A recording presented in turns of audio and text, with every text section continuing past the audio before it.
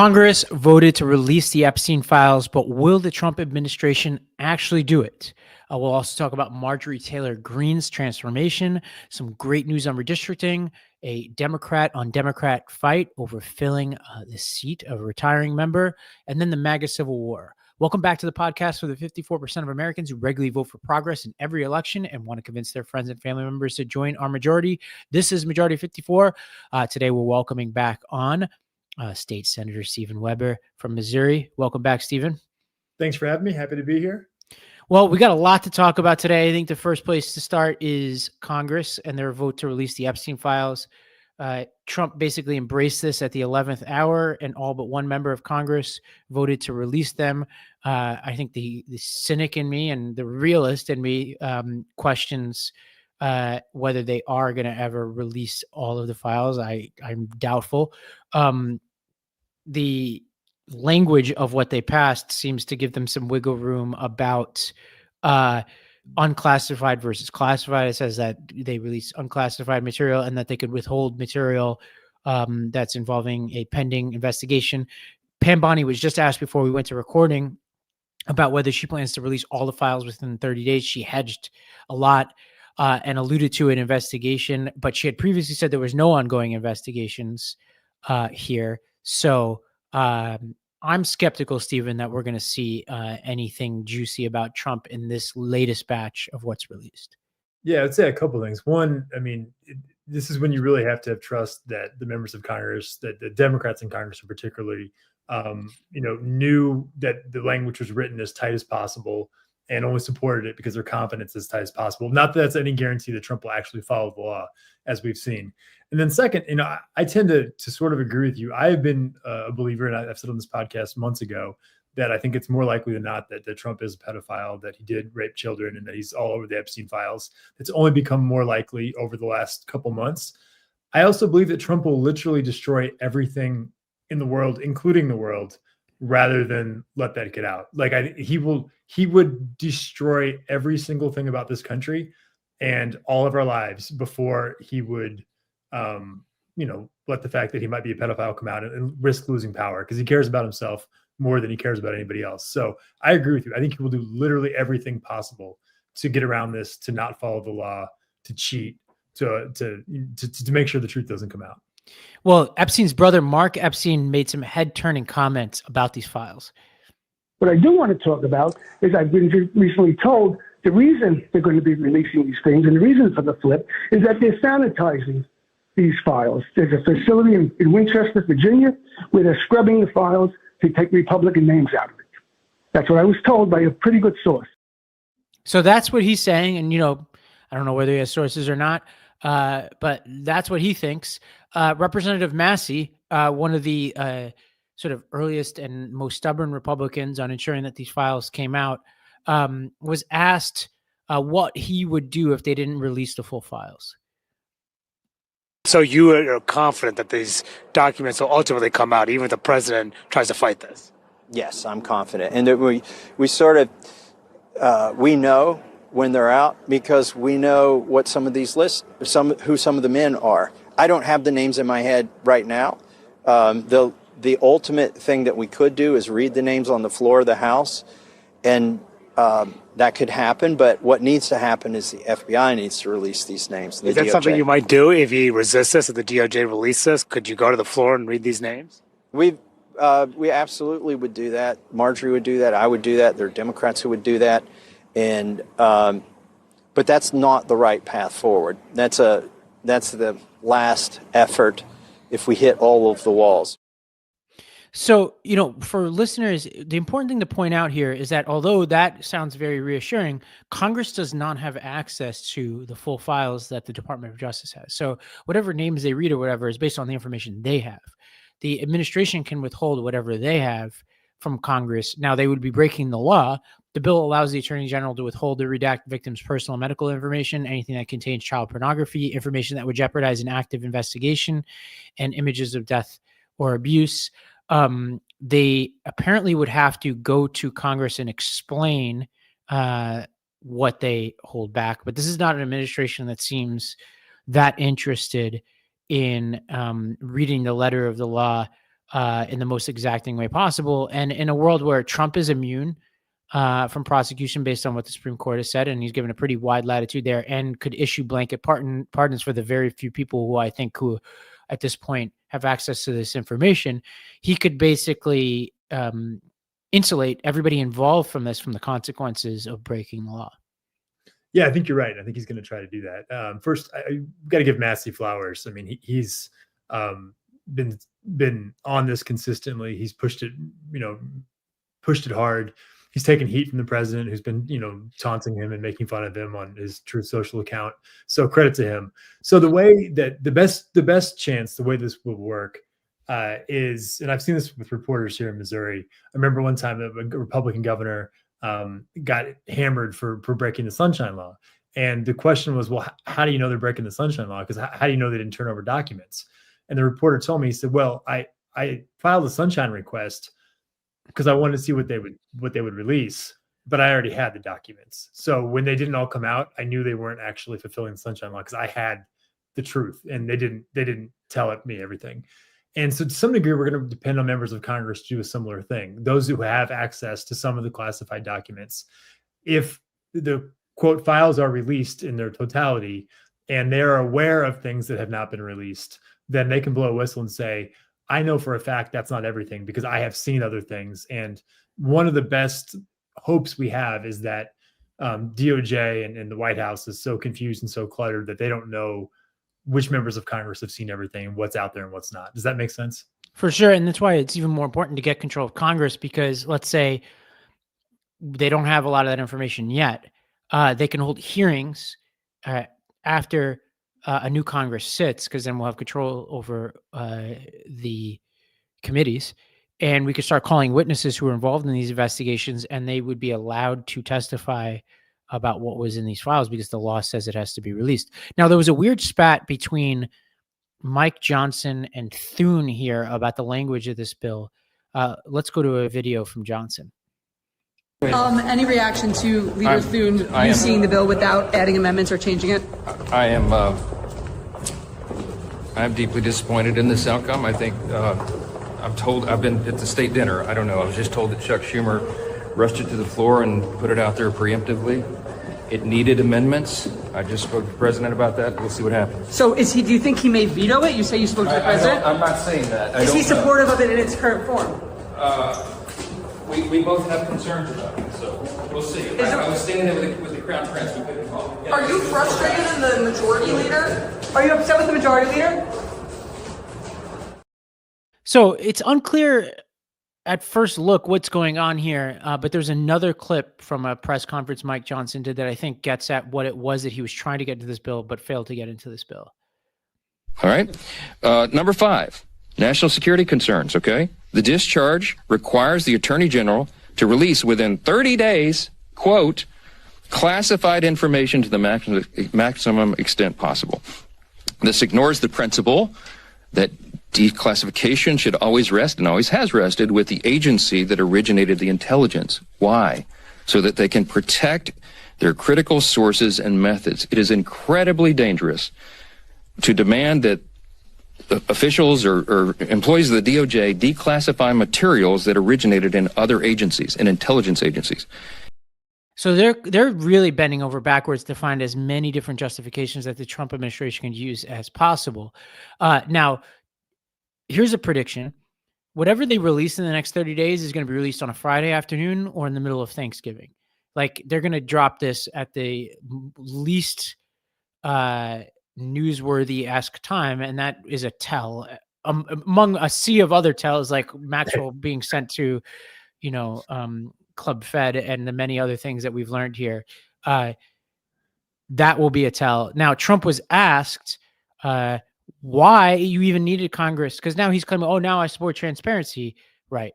But he didn't need this bill to release all these files, and he was asked about this, and he had quite an aggressive reaction. Is that pretty good? Mr.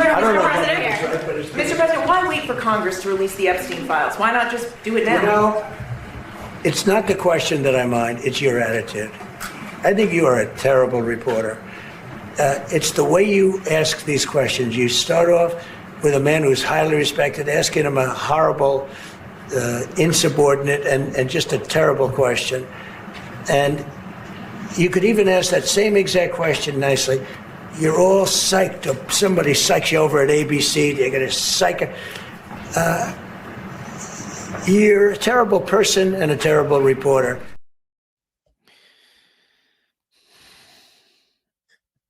The number of things to cover there. Yes, please. From the speaker being mad that a bill wasn't fixed. We saw this on the Senate side when they did the one big beautiful bill where senators were voting for it and then saying it'll be fixed in the House. And then, of course, it never got fixed in the House on the Medicaid cuts. Now you've got the speaker saying, well, we passed a bill, but it needs to change in the Senate. And he's mad that it didn't, which is ridiculous. Just the obvious, I mean, that was the tone of her question was completely normal. And Trump has never looked so guilty in his life. I mean, just an absolute image of a person who's guilty, trying to just deflect in every way possible. Well, there's a couple of interesting reactions within MAGA world here to the Epstein files. And actually, a lot of these reactions, I think, were at their apex before we got this vote, but after the emails surfaced last week that we covered on this show. One of the most interesting characters here has been Marjorie Taylor Greene, who has had quite the turnaround over the past couple of weeks. And this is her press conference. She did a press conference with the victims. She did a press conference on her own. This is her talking about the release of the files and her disappointment with the president. I gave him my loyalty for free. I won my first election without his endorsement, beating 8 men in a primary. And I've never owed him anything, but I fought for him for the policies and for America first. And he called me a traitor for standing with these women and refusing to take my name off the discharge petition. Let me tell you what a traitor is. A traitor is an American that serves foreign countries and themselves. A patriot is an American that serves the United States of America and Americans like the women standing behind me. And I want to tell you that this only became possible today because the American people whom we serve as representatives here in Congress demanded that this vote happen, and they put more pressure on every single elected politician in this city than has ever been put on them. So she basically calls Donald Trump a traitor here. There's a lot more happening behind the scenes, and this has ignited a debate on Twitter about what to do with Marjorie Taylor Greene when you're Democrats. And my opinion here is very simple.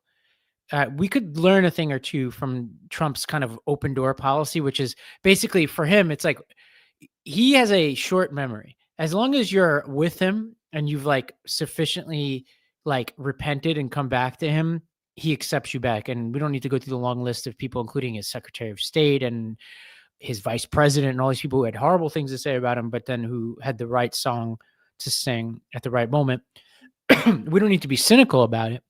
But I think from the perspective of Marjorie Taylor Greene, we want even the most extreme personalities of MAGA to have somewhere to go if they turn on Trump.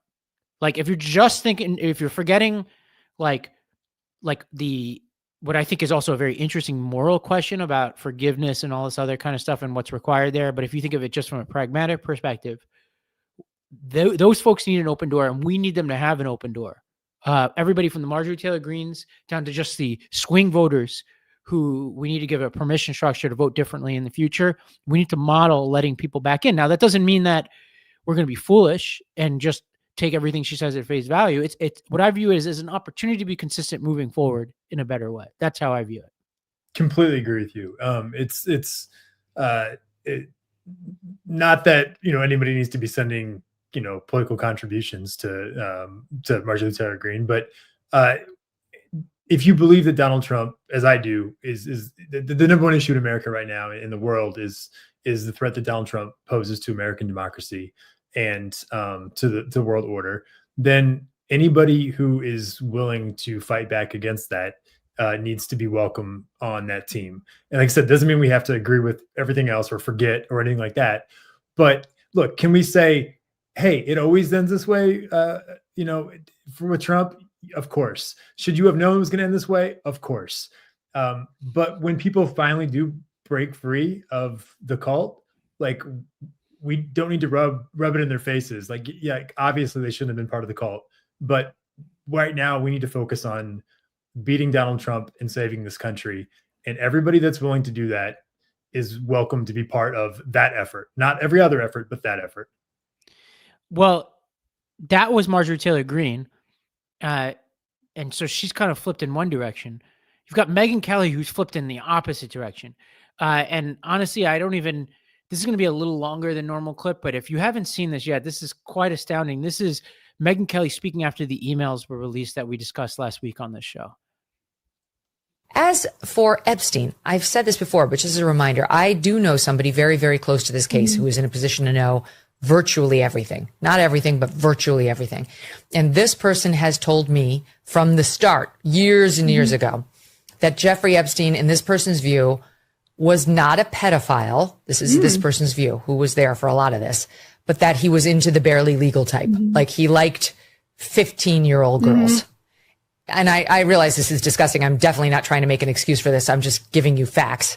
That he wasn't into like 8-year-olds, but he liked the very young teen types that could pass for even younger than they were, but would look legal to a passerby.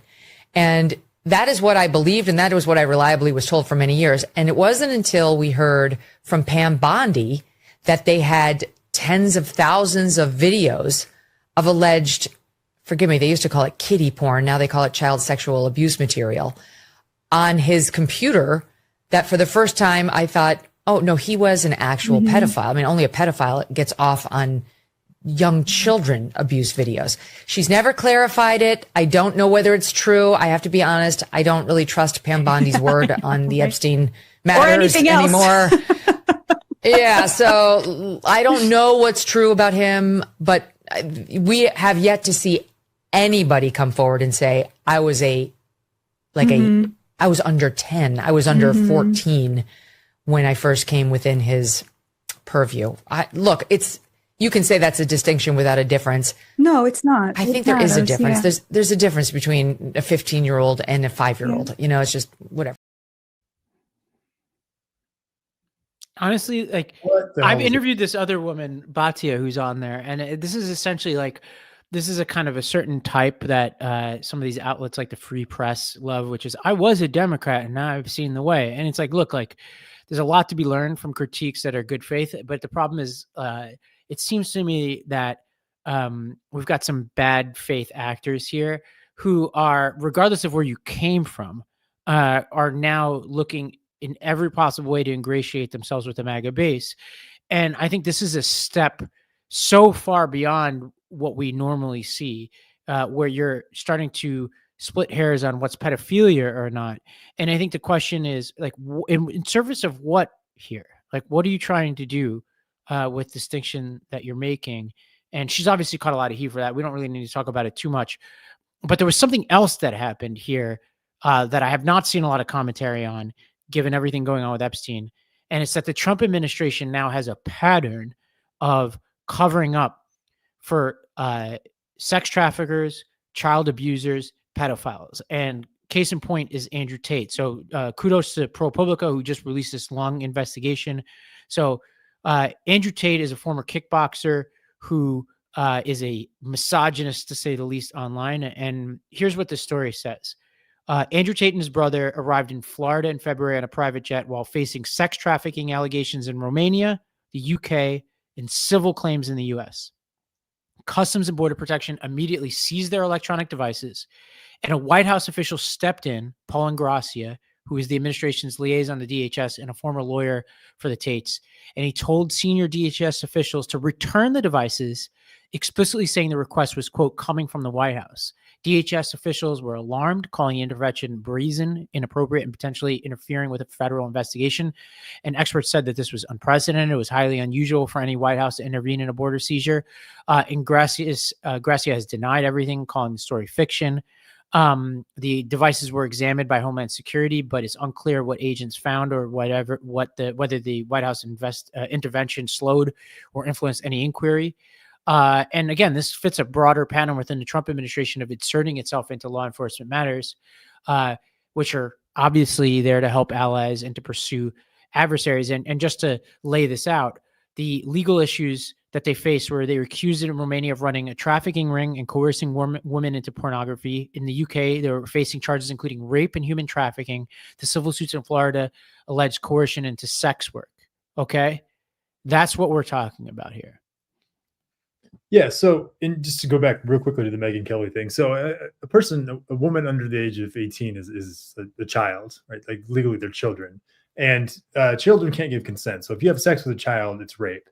So, what Megyn Kelly was doing was trying to delineate between child rape and saying that some child rape is not as bad as other child rape. That's what Megyn Kelly was doing. She was doing that, I guess, for money, because I guess she makes a lot of money as a media person and whatever part of MAGA world she's trying to reach out to right now. So you've got people like that defending raping children so they can get clicks or views or something like that. Absolutely disgusting stuff. We have decades of evidence of this. Donald Trump talked about walking in on an underage teen beauty pageant folks while they were changing before 2016. Like, this is not new. This is very, very clear. And to your point, there's a long list of times where they've always come down on the side of sex predators. And it's kind of like, why? Because they find each other and apparently they trust each other. Like, that's like why the mafia, works with other criminals. Is like they're all in on this together and they're defending each other. And it's absolutely disgusting. And it's probably going to go down as one of the biggest scandals in American history when it's finally done. And it's absolutely horrific. And it's beyond anything I thought we would ever be talking about on a political podcast. Well, we're going to take a break, and when we come back, we're going to talk about some good news on the redistricting front. We're going to talk about a Dem-on-Dem fight over a retiring member of Congress. We're talking about more MAGA Civil War stuff. We'll also talk about the Saudi Crown Prince's visit to Washington when we come back. Typical children's vitamins are basically candy in disguise, filled with 2 teaspoons of sugar, unhealthy chemicals, and other gummy junk growing kids should never eat. That's why Hiya was created, the pediatrician-approved, super-powered, chewable vitamin. While most children's vitamins are filled with 5 grams of sugar and can contribute to a variety of health issues, Hiya is made with 0 sugar and 0 gummy junk, yet it tastes great and it's perfect for picky eaters, i.e. kids. Hiya fills in the most common gaps in modern children's diets to provide the full body nourishment our kids need with a yummy taste that they love. Formulated with the help of nutritional experts, Hiya is pressed with a blend of 12 organic fruits and veggies, then supercharged with 15 essential vitamins and minerals, including vitamin D, B12, C, zinc, folate, and many others to help support immunity, energy, brain function, mood, concentration, teeth, bones, and more. It's non-GMO, vegan, dairy-free, allergy-free, gelatin-free, nut-free, and everything else that you can imagine. Hiya is designed for kids of all ages and sent straight to your door so parents have one less thing to worry about. As you know, I'm a father, and I'm always on the lookout for the best possible vitamins for my child to take. I'm so happy that I've come across Hiya Health. The ingredients are amazing, and I don't have to worry about sugar or gummy junk because Hiya Health is made without that stuff and is still able to keep the great taste, which is super important because that's how you get kids to eat it. We've worked out a special deal with Hiya for their best-selling children's vitamin. Receive 50% off your first order. To claim this deal, you must go to hiyahealth.com/majority. This deal is not available on the regular website. Go to hiyahealth.com/majority and get your kids the full body nourishment that they need to grow into healthy adults. Have you ever found the perfect couch or lamp online and then the sticker shock reminds you it's out of reach for your budget? That's why I use dupe.com. It's simple. You just type dupe.com/before any product URL and Dupe instantly shows you similar and more affordable alternatives is perfect for finding the best deals for your holiday shopping. We're in that season now. And these aren't sketchy knockoffs. The truth is, most products you see online, from furniture to fashion to gadgets, are mass-produced in the same factories, and brands just slap on different labels and markups and dupe surfaces those same prices, those same pieces, for way less. So you're not overpaying just for a name. That $5,000 sofa, $1,200 designer handbag, or $800 statement light fixture you've been eyeing, dupe finds them or something nearly identical for a fraction of the price. And it's no wonder that dupe has gone viral on TikTok. Millions of people already use it to save thousands on furniture and decor, sometimes 60, 70, even 80% off. And here's the kicker. It's completely free. This holiday season, Dupe is giving away 1 million Dupe points, and you could turn those points straight into gift cards. And here's how it works. You earn Dupe points just by shopping with Dupe. No payment, no catch. Just search for the products you want, save money, and rack up points. Want even more? Share Dupe with your friends. They save, you earn extra points, and that means more gift cards for both of you. So for a limited time, the first 10,000 people who go to dupe.com/majority will get 500 Dupe points instantly. So let me say that again. The first 10,000 people who go to dupe.com/majority will get 500 Dupe points instantly, redeemable for gift cards, no catch.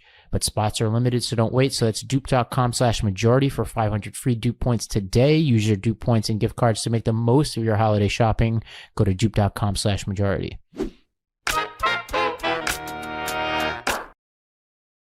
All right, Stephen, on the redistricting front, a federal judge who was appointed by Trump actually struck down Texas's new maps. From Dave Wasserman, he said, talk about backfire. If the new ruling blocking Texas Republicans' map is upheld, Democrats will be on track to come out ahead by about 3 seats in the redistricting wars, with Florida, Louisiana, Virginia the biggest remaining variables. David French tweeted, I read the opinion, and the level of DOJ incompetence is absolutely off the charts. It took an incredibly winning case, because SCOTUS doesn't review partisan gerrymanders, and turned it into a loser so far by essentially confessing to a racial gerrymander. The details here are kind of laid out in this hilarious tweet. And so I'm going to read you some of this. The story, and this is the tweet. It's basically like an imagined a dialogue. The story of Texas's redistricting is legit Keystone Cops level hilarious. Here's the 160-page court order distilled into a short vignette. Trump, y'all should redistrict Texas. Texas legislature, no thanks. We're good. Trump, no, really, I really want you to redistrict. Trump DOJ, your districts are illegal. Quote, they weren't. You need to racially gerrymander them, which is illegal. Texas governor, I'm calling a special session of the legislature because of the DOJ letter. Texas AG, this DOJ letter is hogwash. We need to ignore it. Texas legislature, we're redistricting because of the DOJ letter, not because of partisanship. And then they go on. Basically, what happens is the Trump administration is asking them to do an illegal racial gerrymander. They basically cop to it. So even a Trump-appointed federal judge throws this out on grounds that it's racial gerrymandering. And, you know, I'm cynical enough to believe that this Supreme Court will aid Trump in creative ways, but they certainly made their job a lot harder here. Yeah, I agree with you that I don't have a lot of faith in the Supreme Court at the moment. And I'll say I had a really good friend who worked at DOJ. She was a phenomenal lawyer. She went to work there because it was her dream job. She was working on racial discrimination, actually, particularly in housing. And she left about 6 months ago because she knew that she couldn't, work at a place and be asked to do illegal things. And it was a real loss for the American people when she left, because she went back to private practice. She's going to make a lot more money, but she wanted to work at DOJ. And this is what happens when you have just these, influencer Twitter personalities, TV show hosts who are taken by a crazy president and put in charge of departments and, are running these agencies off tweets and truths and things like that. And we lose really competent people. And, it can be hilarious, like them talking their way into getting this thrown out because they brought up racial gerrymandering when nobody had even asked the question. They could have gotten around it. But they're bungling this stuff. They're also bungling criminal investigations. And there's also, really dangerous criminals that are going to be on the street because they're incompetent. And this is just a stunning level of incompetence. Hilarious if it works out well, but still disturbing that Department of Justice is this incompetent. Well, in a very different news, Democrats have been engaged in a fight in the House of Representatives. And the basic issue here is Representative Garcia in Illinois retired, but he announced his retirement after the deadline for filing was closed. And it turns out his chief of staff had been tipped off and filed the paperwork to be the only candidate on the ballot in a Dem plus 17 congressional district. This led, and forgive me for not knowing how to pronounce her name, but Representative Marie Gluesenkamp Perez of Washington took to the House floor to call out the maneuver. She forced a vote to condemn Garcia for undermining the process of free and fair elections. House Democrats, and this is reported by Politico, were, quote, shocked by the move, treating Perez like a turd in the punch bowl. This is from Politico. They criticized her for launching the effort just as the House convened to hold a crucial vote to reopen the government, thus undermining the party at a crucial moment of unity. Democratic leadership later unsuccessfully sought to squash the vote with a procedural vote. It looks like 20-something Democrats voted to condemn Garcia. But what's interesting here is how this broke down, which was essentially Gluesenkamp Perez is known as a very moderate member of Congress. And so this is fascinating because she's calling out this kind of cronyism. And I think this was an important moral test for the Democratic Party. And unfortunately, and this gets to like an ongoing debate I've been having with some members of the audience about what is establishment and what's not. You had both AOC and Minority Leader Jeffries opposing this measure. And so, and I emphasize this to say, it is complicated to say what an establishment Democrat is at this point, but the Progressive Caucus was against the censure measure because Garcia is a very progressive member. And here are some of the back and forths over this. AOC wrote a long tweet post justifying her vote against censure, which was very inside baseball, saying like, oh, there are other members who've done stuff like this. How come you didn't call this out? And why was it a censure vote? Seeing very Washington establishment. Tim Miller responded to that saying, why not just say what Chewy did is bad, Garcia, and move on? I don't understand why this isn't a unanimous sentiment like a post office naming. It doesn't really need a Magna Carta length rationalization. Axelrod jumped in saying this is incredibly foolish. People already think Congress as an inside game is run by and for politicians and their donors. Rigging a primary so the insiders get to pick who serves next only feeds that cynicism. Retaliating against those who say it's wrong would be even worse.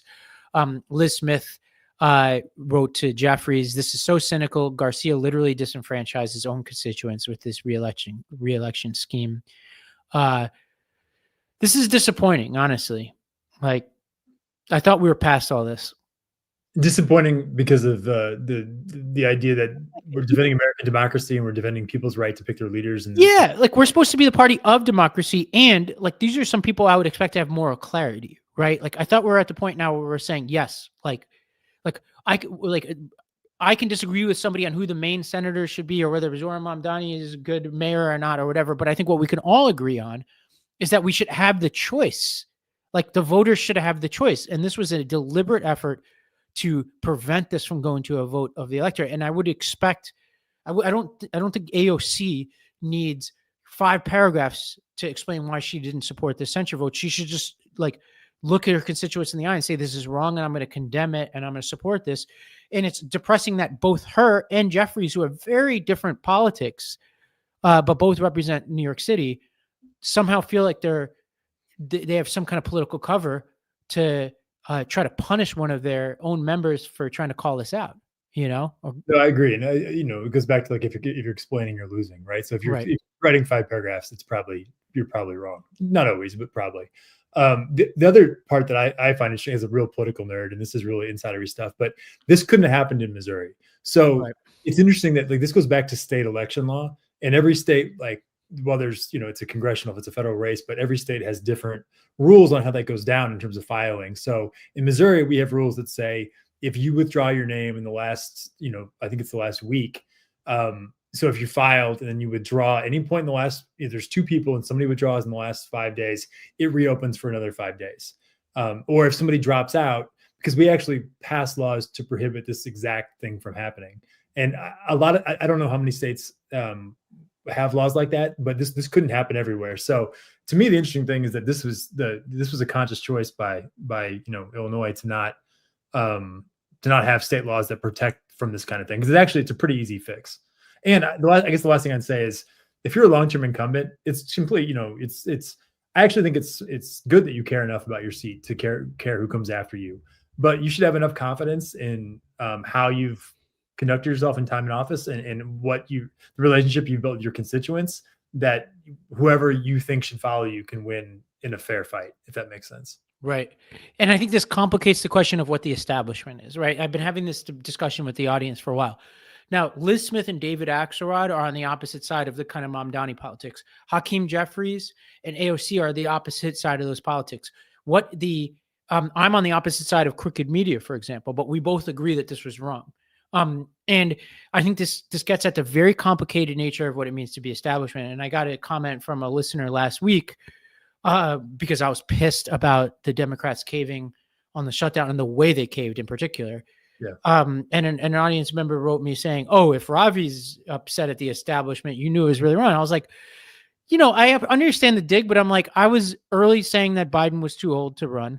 I've constantly called out the party for their education policy, and whether it's Mikey Sherrill or Mamdani, I think their education politics are horrible, all of them. And then on the question of Mamdani was supported by the vast majority of the establishment. And whether that's crooked media, whether that's the voices on MSNBC, whether that's Liz Smith, whether that's John Favreau, John Lovett, you can go down the list.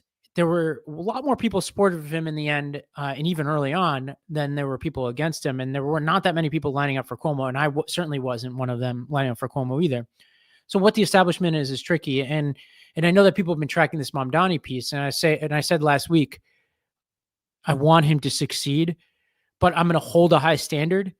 And I think he's already disappointing the voters of New York, especially in my neck of the woods where I grew up. So we now learned yesterday that his first endorsement coming out of this, his general election victory, is for an assembly candidate who not so long ago described a convicted al-Qaeda financier as an imprisoned hero and an Algerian man convicted of plotting to bomb New York City synagogues as her brother.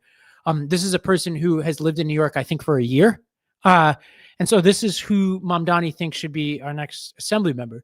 So for the Mamdani supporters out there, I gave you a challenge now for the past 3 weeks. I told you that my issue with him was that he had horrible education policies at best to even say he had policies. And now I'm learning that he seems to think that the next people who should be representing the city are people who have condoned, in not so recent memory, attacks on our own people, including my neighbors in Staten Island. I can't tell you how many firefighters and police officers we lost. My grandmother was in the World Trade Center during the first bombing and got out, thankfully. So, if you want to win people like me, right? And I'm not a Republican. So, if you're not winning people like me, you're really doing something wrong, especially when you think of the long-term trajectory for general elections in contested states. Instead of trying to shame me and tell me I need to get in line, you need to put pressure on the people you support to do better than this, because you can call me an establishment hack all you want. That's just unacceptable. That's unacceptable politics on so many different levels. And if you have any justification for what I just described, you know where to find me. But with that, we're going to take a quick break, Stephen. When we come back, we're going to talk about the Saudi visit to the White House, Lindsey Graham taking advantage of a horrific provision of the reopening of the government that we talked about last week, Scott Bessent with some really strange comments, and then the MAGA Civil War when we get back. Ask any small business owner, they'll tell you finances get messy quick. A bank account here, QuickBooks there, tax and invoicing apps stacked up on top. Before long, you're buried in expensive tools, behind on books, and unsure where your business really stands. That's why there's Found. Found eliminates the clutter by giving you one platform that handles it all. Banking, bookkeeping, invoices, and taxes. No more paying for multiple subscriptions and dealing with clunky, outdated apps. Found identified the tasks that create the most hassle for small businesses, things like categorizing expenses, preparing for taxes, managing invoicing, budgeting, and they built an app that does it all directly from your business checking account. Found makes it easy to regain control of your business finances so you can get back to doing what you love. There is so much stress around juggling multiple apps, chasing receipts, or dreading tax season. Now imagine what it's like to have everything: banking, bookkeeping, invoicing, and taxes all in one place. And that's why I love Found. They make it so easy. I've got all these different projects going on simultaneously, invoicing for this, invoicing for that, spending on this. And found what I really like about it is that they track expenses automatically, which means that I no longer have to carve out time every week, which is some of my least favorite time, to go through the purchases and make sure everything is accounted for. And if I could go back to when I was starting some of my businesses, Found it would have been a lifesaver. So take back control of your business today. Open a Found account for free at found.com. That's found.com. And Found is a financial technology company, not a bank. Banking services are provided by Lead Bank, a member FDIC. Join the hundreds of thousands who already streamlined their finances with Found. Big moments deserve less stress and more confidence. When ED shows up in the bedroom, HIMS helps you keep your cool and focus on what matters most: the moment, not the worry. Through HIMS, you can access personalized prescription treatment options for ED like hard mints and SexRx plus Climax Control if prescribed. HIMS offers access to ED treatment options ranging from trusted generics that cost 95% less than brand names to hard mints if prescribed. You shouldn't have to go out of your way to feel like yourself. HIMS brings expert care straight to you with 100% online access to personalized treatment plans that put your goals first. This isn't one-size-fits-all care that forgets you in the waiting room. It's your health and goals put first, with real medical providers making sure you get what you need to get results. Think of HIMS as your digital front door that gets you back to your old self with simple 100% online access to trusted treatments for ED and more, all in one place. To get simple online access to personalized, affordable care for ED, weight loss, and more, visit hims.com/majority. That's hims.com/majority for your free online visit. hims.com/majority. Actual price will depend on product and subscription plan. Featured products include compounded drug products, which the FDA does not approve or verify for safety, effectiveness, or quality. Prescription required. See website for details, restrictions, and important safety information. All right, before we get to some of the rest of the news, I have this writers group that I've started for 2026, and so folks can apply to join. It's called the Analog Writers Fellowship. You can go to ravimgupta.com/analog and apply, and basically we meet every week, and it's all about finishing. So, people who've been already accepted are writing novels or nonfiction books. Even if one person's writing a cookbook and a screenplay. So you could apply there, and we're accepting on a rolling basis, and I think people have 2 more weeks to apply before the deadline. So you could check it out there. But Stephen, let's jump in here. The Saudis were in town, MBS, the leader of Saudi Arabia, and Trump embarrassed our country in new and creative ways here in this press conference, including going after reporters in front of a guy who has been alleged to have masterminded the murder and dismemberment of Khashoggi, a Saudi citizen who was a reporter for the Washington Post or a columnist for the Washington Post. Let's just go to this one clip of Trump and MBS. He's done a phenomenal job. You're mentioning somebody that was extremely controversial. A lot of people didn't like that gentleman that you're talking about. Whether you like him or didn't like him, things happen. But he knew nothing about it, and we can leave it at that. You don't have to embarrass our guest by asking a question like that. It's just you ask, Mr. President, you allow me to answer. I feel painful about, So this is worse than deflecting the question, because he says a lot of people didn't like the guy in question. I mean, this would be a I'm sick of saying the sentence, but this would be the worst scandal of any president if this had been the only thing that they said. If that was Obama. Washington Post reporter that was dismembered with a bone saw. Yeah. That's what they killed him, cut his body up with a bone saw, and tried to grind it up and flush it down a drain in that was the Turkish embassy, I think. For all the people out there screaming free speech, you should be absolutely livid with Donald Trump today, because this is maybe the most undercutting, the strongest undercut of free speech that an American president has really ever participated in. I mean, to defend a country, a monarchy, murdering a reporter, just absolutely insane, stunning stuff. And anybody who says they support free speech should be outraged.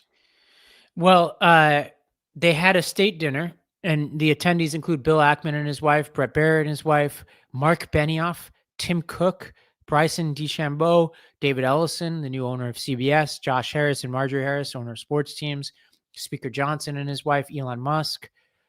Those are the attendees. And you think about that, Tim Cook, all these people, like some of these folks who like at various points have, Ackman claimed to be moral authorities on various questions, like I think have completely become part and parcel to some of the worst human rights atrocities we've seen. I mean, with Tim Cook, like obviously you don't need much beyond Apple. It gets to the Ricky Gervais comment, like about Apple starting a streaming service. I don't know if you ever saw this clip, and he said to Hollywood, he's like, if ISIS started a streaming service, you'd call your agent. These people have nothing to say about any politics or morality after this. Like the president embarrassed our country and then invited MBS, and all these people just feel like we're in this stage of moral anarchy, and this is just what's acceptable now. I saw a tweet about this. Basically, and I don't, maybe I should know, but it was basically saying that Tim Cook is gay. I don't know if that's correct. Yes. Yeah. And if he was in Saudi Arabia, if he was like a Saudi citizen, he would be like, they would have thrown him in prison. Right. So he was meeting with a monarch that would have imprisoned him and possibly stoned him to death if he wasn't a billionaire. And I just think that this is, as horrible as what we're going through is for our country, it is very clarifying on who is standing up for our country and who is not, who is standing up for American values. And it really is. It's been the artists and the comedians and the folks like that more than the tech billionaires. And like, I mean, they're doing anything for market share.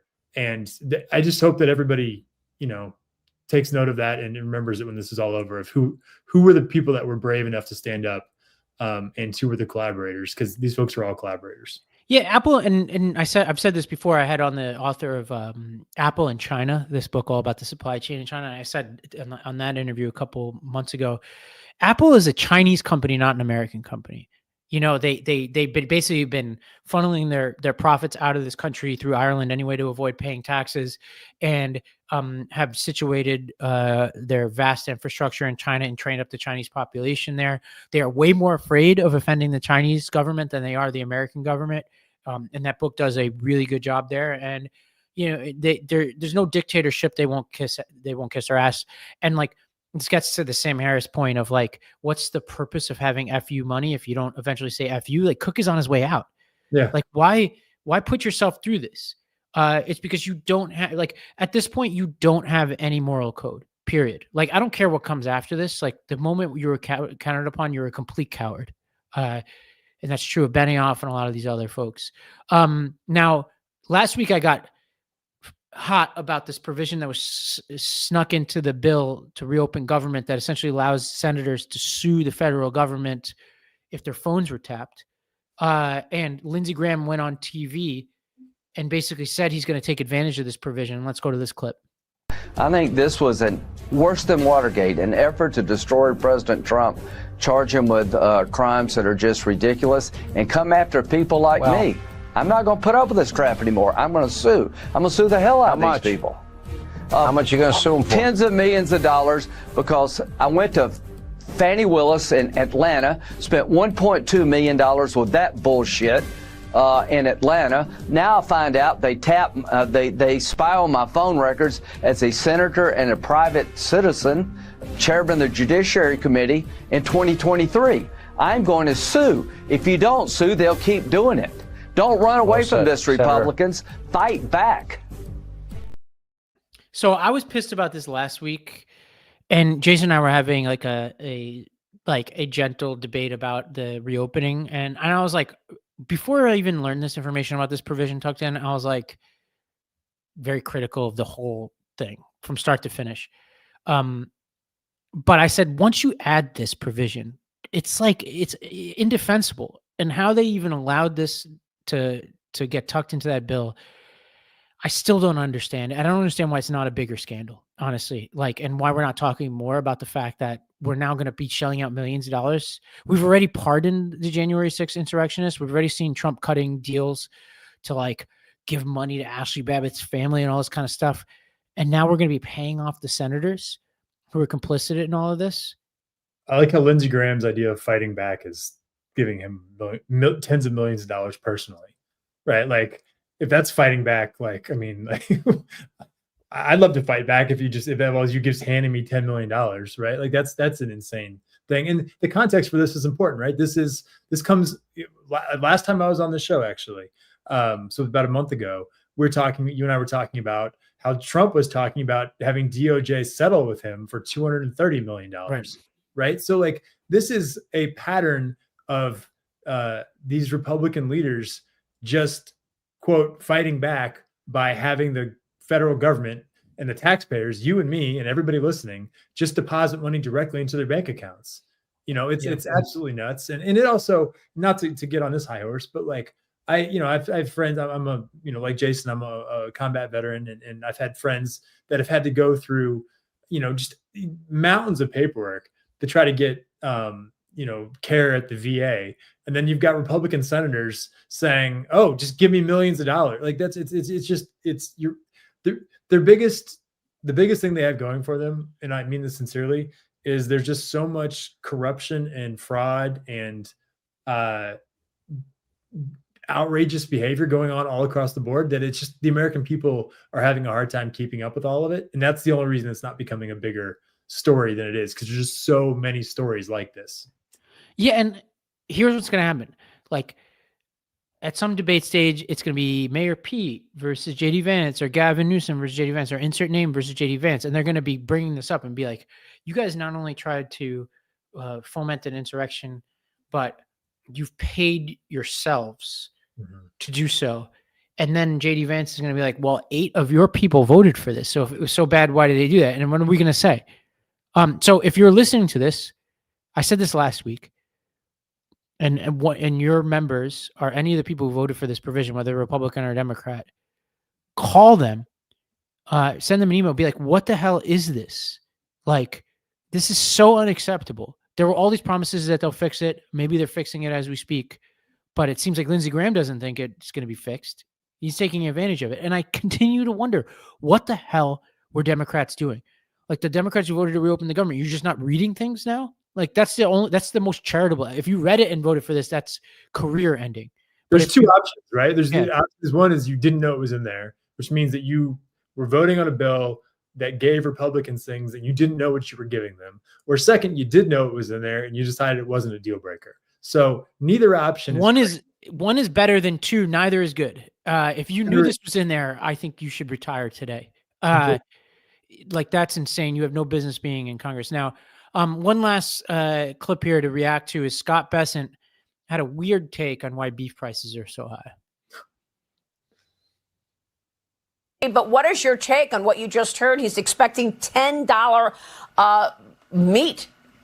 Well, Maria, the beef market is a very specialized market. It goes in long cycles, and this is the perfect storm. Again, something we inherited, and there's also, because of the mass immigration, a disease that we've been rid of in North America, made its way up through South America. As these migrants, they brought some of their cattle with them. So part of the problem is we've had to shut the border to Mexican beef because of this disease called the screwworm. So we're not going to let that get into our supply chain. And again, I don't want to focus on one product. It's a very important product, and we are laser focused on this issue. And I mean, it's unbelievable. This is the dumbest explanation I've heard yet from a lot of dumb explanations from Bessent. Like, needless to say, like, we're not having a lot of cattle crossing the border. But by their own logic, this is stupid, because they admitted this week that the tariffs have been driving up prices. You want to know why? Because they said they're gonna make exceptions and lift the tariffs on certain foods, including beef, in order to bring down prices, which obviously assumes that the tariffs were driving up the prices. Yeah, I mean, the inflation that we saw over the last few years, it was largely driven by disruptions to the international supply chains due to COVID, right? And what these tariffs have done is, and that was a natural disaster, pandemic that caused it. What they're doing now is intentionally screwing up these supply chains by manipulating these tariffs. And we've talked about it on the show before. So 100% they're the cause of this. Second, like just thinking about it logically, who do you think is working in a lot of these meatpacking plants? Right? It's a ton of immigrants who are making minimum wage, maybe, right? Maybe. A lot of times I think they're making less than minimum wage because they're being exploited. And so to try and all that minimum wage and sub minimum wage and children that they found. I mean, they found children working, immigrant children, 14 years old, working at these meatpacking plants. All of that brings down the price of beef. So to blame immigrants for driving up the cost of beef when I'm pretty confident that they're actually reducing the cost of American food is nuts. Well, that's our moment of levity we'll end on today. For everybody listening, I am temporarily back in the United States after my European tour. I've been writing all about all those journeys at my Substack, which is totally free for listeners and usually free of politics at realravigupta.substack.com. You can just go there, realravigupta.substack.com, and subscribe for free and hear all about all my lessons learned from cooking in Italy to playing tennis at elite tennis camps and all that. I'm just a man of the people, Stephen, which I know is only going to help my cause with those people who think I'm an establishment centrist hack. But I'm here in mid-Missouri. We're grinding away, trying to block the Republican gerrymandering. We've got 3 more weeks to collect signatures here to block them from stealing a congressional seat from Kansas City. I think we're going to do that. I think we're going to save one Democratic congressional seat for 2026 here. Well, keep up the good fight. And for those of you in Missouri, remind me where people can go to help. You mentioned this last time. It's peoplenotpoliticiansmo.org. peoplenotpoliticiansmo.org.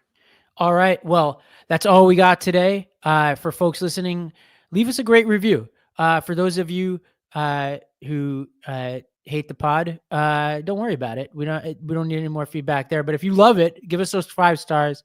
Say what you love about the pod. Go wherever you get your podcasts. Give us those 5 stars. But we'll be back next week. Remember, we all have a platform to make sure to use yours today.